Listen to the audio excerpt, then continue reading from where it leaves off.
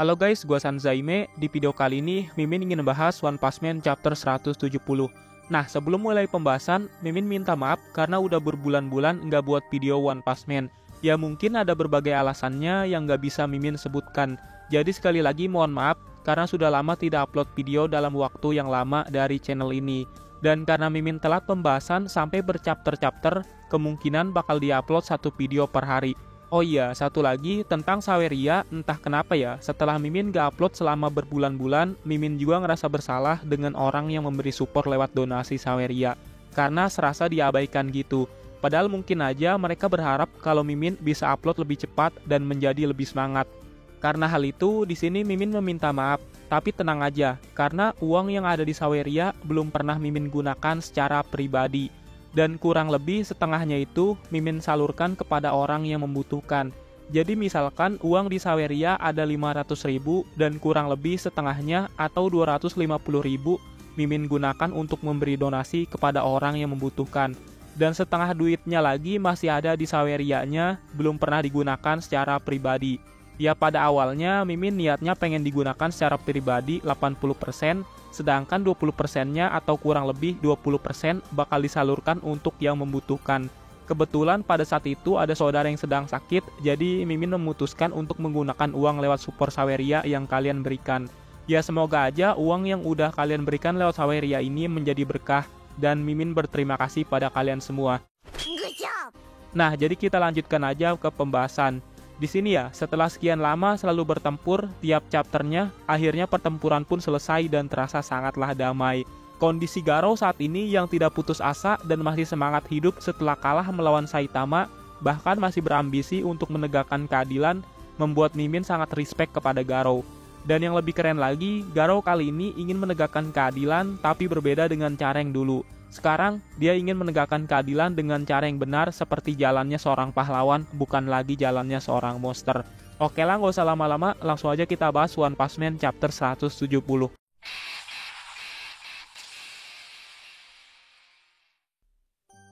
Oke, cover chapter memperlihatkan sesuatu yang sangatlah menarik, yang dimana ada Saitama bersama para pahlawan lain terlihat mereka seperti sedang liburan. Maksud cover chapter kali ini menandakan kalau pertarungan yang sangat panjang dan melelahkan sudah selesai, dan sekarang kedamaian sudah datang.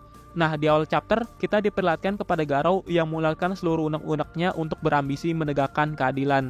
Jadi Garou saat ini sedang berada di kantor polisi untuk diinterogasi. Nah, ketika sedang mengeluarkan argumennya, Garou terlihat sangat semangat sekali cara ngomongnya demi menegakkan keadilan. Ya intinya mah tekad Garou ini masih sangat kuat seperti sebelumnya yang ingin menegakkan keadilan cuma dengan cara yang salah. Ya walaupun udah pernah kalah, tekad Garou masih sangat kuat dan menjadi lebih baik setelah mendapatkan banyak pelajaran berharga dari pertempuran yang telah dilaluinya.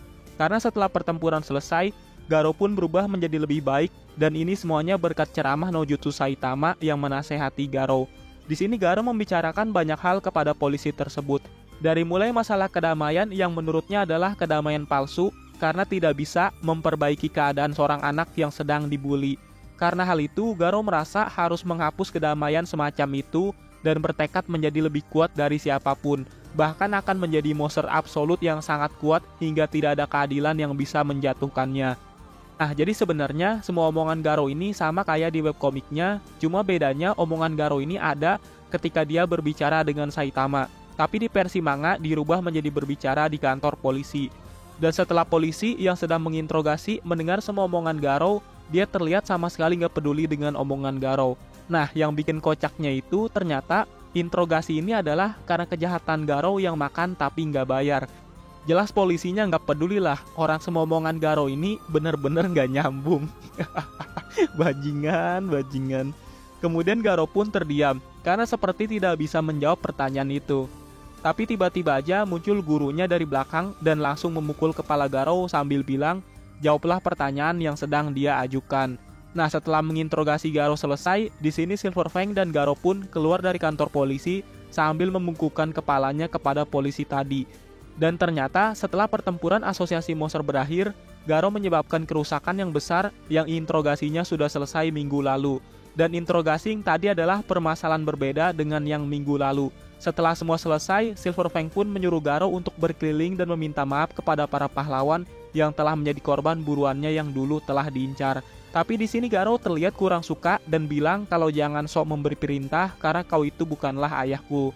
Nah, karena Garou yang mengatakan ayah, Silverfang jadi kepikiran tentang orang tuanya Garou yang tidak pernah muncul selama masa penahanan anaknya. Buset dah, bener-bener gak terduga nih orang tua Garou diceritakan. Soalnya kan kebanyakan anime gak pernah dikasih tahu soal orang tua beberapa tokohnya. Contohnya kayak siapa orang tua Saitama. Mau orang tua Saitama dikasih tahu ataupun enggak, kayaknya nggak ngaruh banget gitu ke alur ceritanya. Nah, Silverfang yang dibilang kalau dia bukan ayahnya Garou langsung membalas, kalau semua yang diperlukan untuk menjadi orang tua adalah memiliki anak. Tapi kau tidak bisa menjadi guru tanpa menuntun jalan bagi muridnya. Garou pun merenungkan hal itu, tapi dia bilang kepada gurunya kalau terserahlah mau bilang apapun, ibarat seperti nggak peduli gitu. Tapi bisa jadi Garou menerima perkataan Silverfang tapi malu untuk mengatakannya. Di sini flashback sedikit tentang Silverfang yang menemukan Garou sedang bertapa di air terjun setelah berhasil kabur dari eksekusi para pahlawan.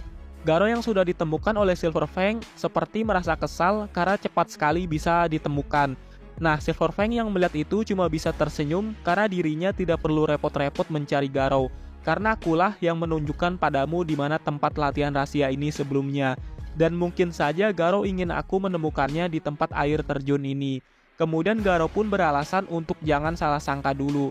Karena alasan aku kembali kepadamu hanya agar aku bisa mengingat tinjuku.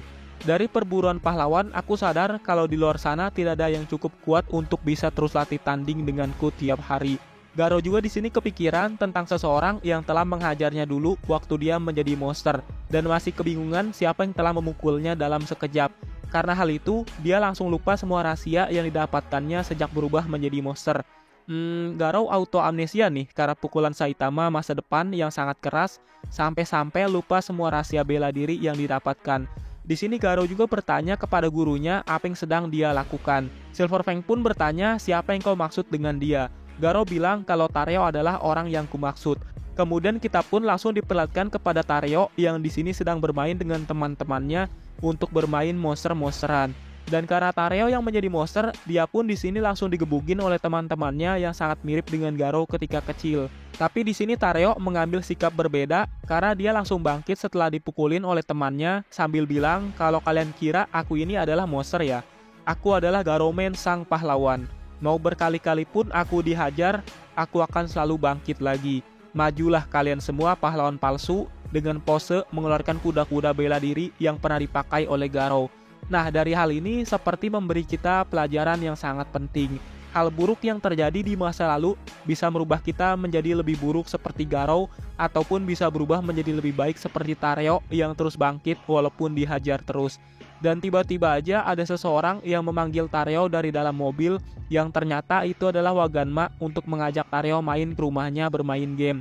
Di sini jelas teman-teman Tareo yang ngebully tadi terkejut karena Tareo berteman dengan Waganma anak orang super kaya. Tapi anehnya Tareo tiba-tiba aja ingin meminta Waganma untuk mengajak temannya yang padahal barusan ngebully dirinya. Setelah itu mereka pun saling bermain bersama-sama. Nah, di sini Narinki, ayah dari Waganma, sangat senang dengan sikap yang diambil dari Waganma. Karena sejak insiden itu, Waganma menjadi lebih dewasa hingga ayahnya sendiri hampir tidak mengenalinya. Di sini Shin pun berganti lagi kepada Garou yang menyuruh Tareo untuk terus berusaha karena aku juga akan melakukan hal yang sama untuk terus berusaha. Garou juga di sini mengatakan sesuatu kepada gurunya untuk menyuruh membuat semacam kontes pertarungan dengan para pahlawan. Karena yang dilawannya setelah berubah menjadi monster itu adalah gurunya, Bom, Flash, Blaze, dan terakhir si botak itu. Akan kuhadapi mereka satu persatu. Aku yakin kali ini aku bisa mencapai kebangkitan tanpa perlu monsterisasi lagi. Kemudian Silverfang bilang kalau jangan besar kepala dulu kepada Garou. Karena yang sekarang punggungnya sudah agak lebih baikan sejak Metal Neck memberikan perawatan seluruh tubuh untuk kami semua para pahlawan. Kau sebaiknya siap untuk latihan berat kepada Garou. Setelah itu Shin pun berpindah ke gedung asosiasi pahlawan yang dimana ada Sekingar dan Shichi. Jadi mereka di sini sedang membicarakan tentang seseorang yang akan menjadi penerus Silverfang. Shichi bilang kalau Silverfang akan menjadi walinya dan pada akhirnya aku akan memperkenalkan dia kepada asosiasi dan Silverfang mengatakan itu saat menyampaikan pengunduran dirinya. Di sini pihak asosiasi pahlawan juga masih memikirkan apakah bisa menerima Garou begitu aja karena pasti akan ada protes besar dari para pahlawan lain. Tapi walaupun begitu, tidak ada pilihan lain karena Asosiasi Pahlawan harus memperkuat kekuatan besar untuk persiapan ramalan besar. Itu lebih penting dari apapun, sambil berharap kepada Silver Fang untuk berhasil merehabilitasi Garou. Wah gila nih, kayaknya menarik juga sih kalau Garou menjadi seorang pahlawan. Ya mungkin dia bisa aja berteman dengan Saitama, ataupun menjadi murid Saitama, atau bahkan berlatih sangat keras untuk bisa menyaingi Saitama dan menjadikan Saitama sebagai rival. Setelah itu, kita diperlihatkan lagi kepada Silver Fang yang masih berkeliling bersama Garou di jalan. Nah, di sini awalnya Silver Fang ingin mengajak Garou untuk minum bersama, tapi kepikiran kalau Garou ini masih di bawah umur. Tapi tiba-tiba aja Silver Fang menanyakan suatu pertanyaan aneh kepada Garou. Apakah ada cewek yang disukai oleh Garou? Ya jelas karena hal itu Garou terkejut karena pertanyaan macam apaan itu. Sejauh yang diperlihatkan selama ini, Garou seperti tidak tertarik dengan wanita. Tapi Silver Fang membalas kalau itu boleh idol atau siapapun. Dan di sini dengan malu-malu, Garou menjawab kalau cewek yang disukainya adalah Gao Yellow dari Go Ranger yang namanya adalah Kiro atau apalah itu. Kemudian Silver Fang tidak menyangka karena idola Garou adalah artis dari acara Sentai, aku tidak menduganya. Oh iya, sekali lagi ini Sentai ya, bukan hentai. Nah, sebenarnya cewek yang difavoritin oleh Garou ini aktris yang bermain seri superhero dalam dunia OPM, yang mirip dengan Power Ranger kuning kalau di realnya. Di sini intinya mah, karena Silver Fang yang udah ketinggalan zaman tentang Gao Yellow, Garou langsung ingin menceritakan Sentai masa kini kepada Silver Fang dengan rasa penuh semangat sambil tersenyum. Setelah itu mereka berdua pun berjalan bersama layaknya seorang teman yang sedang saling bercerita. Setelah itu scene pun di sini berganti kepada Saitama dan Genos yang terlihat seperti sedang menggaruk-garuk tanah ingin mencari sesuatu di tempat itu.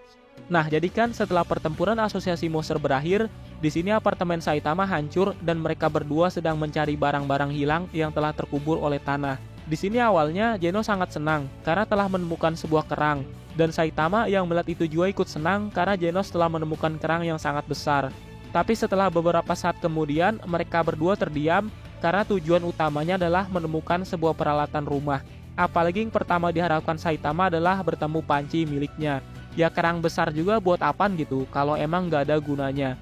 Dan chapter 170 pun berakhir di sini. Nah, di panel akhir kita diperkenalkan kepada Gao Yellow yang katanya mirip dengan ibunya Garou. Buset dah, mantep juga nih ya kalau ibunya Garou ternyata mirip dengan Gao Yellow. Orang cakep begini juga.